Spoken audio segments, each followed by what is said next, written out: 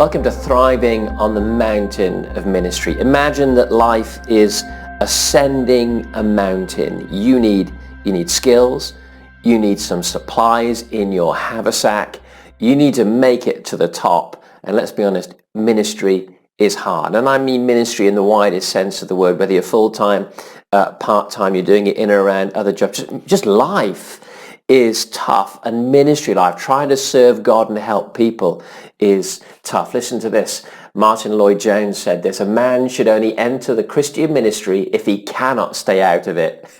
How's that for an expression of how tough it really is to be in ministry? Listen to these stats. 90% of pastors work more than 46 hours a week. 80% believe that pastoral ministry affected their families negatively. 80%. 33% said that being in ministry was an outright hazard to their family. 75% reported a significant stress-related crisis at least once in their ministry. 50% felt unable to meet the needs of the job. Half of people. 90% felt they were inadequately trained to cope with ministry demands. 70% said they have a lower self-esteem now than when they started out. 70%.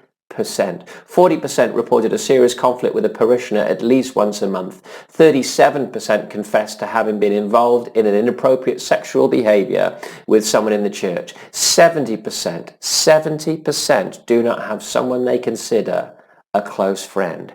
Ministry is renowned to be hard. It's an unusual, complex kind of job. It's like climbing a mountain, and we want to get to the top, right?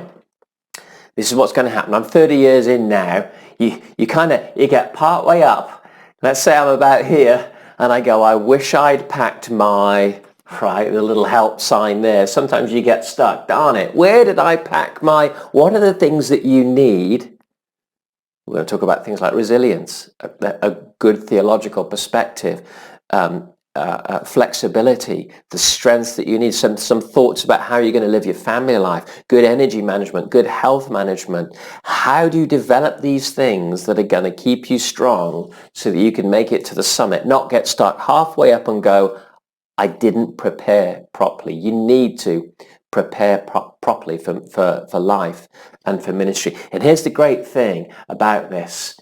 In the kingdom, the more you pack into your backpack, the lighter it becomes.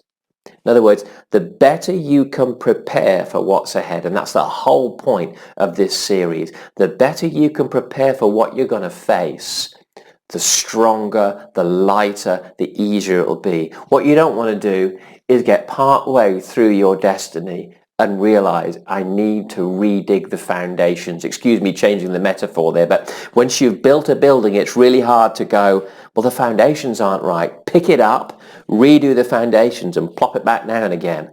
It's a tough thing to start part way through 20, 30, 40, 50 years of life in ministry and go, do you know what? My entire perspective about family life, my understanding of theology. Now, you never stop learning, but you want to get as much packed into the preparation as possible. Think about Jesus' life for a minute. He was born, and then he grew, and he learned, and he trained, and much of his life was in the silence of preparation.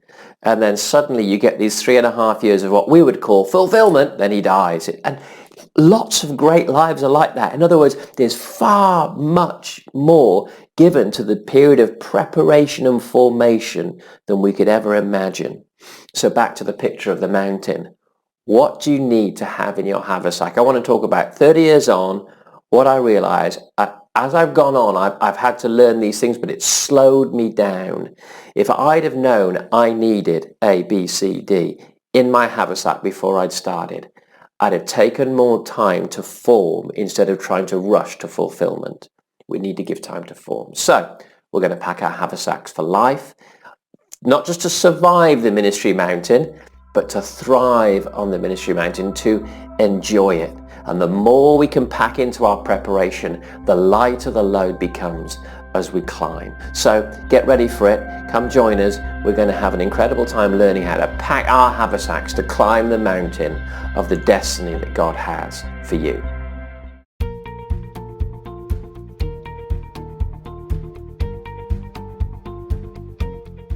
Hi, I'm Jared Cuba. I want to tell you about The Tribe. The Tribe is our global online learning community made up of believers, leaders, pastors, influencers, artists, all devoted to growing in God together. We're passionate about the things of the Spirit, growing in prophecy, miracles, signs, wonders.